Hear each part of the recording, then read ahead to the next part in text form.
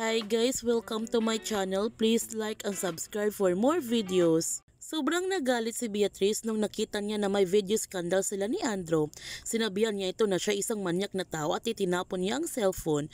Humihingi naman ng sorry si Andrew kay Beatrice pero hindi na siya mapatawad ng dalaga. Ngunit sa hindi inaasahan habang tinitingnan ni Andrew ang kanilang sex video ni Beatrice, bigla na lamang kinuha ni Margaret ang kanyang cellphone dahil gagamitin niya ito.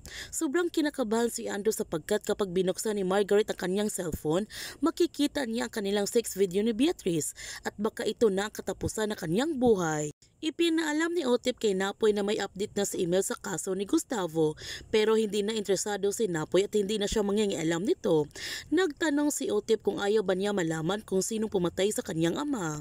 Samantala, nahuli naman ni Tasha na tinitingnan ni Napoy si Diana habang nakaswimsuit ito.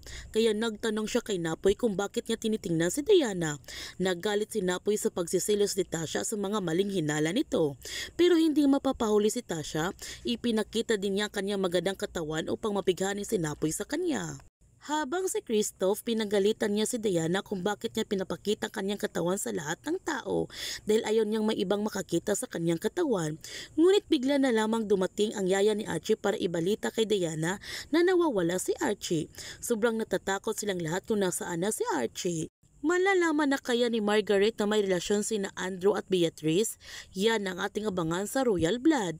Kung bago ka pa channel ko, don't forget to like, subscribe, ang click notification bell para palagi kang updated sa mga videos upload ko. Thank you for watching and God bless to everyone.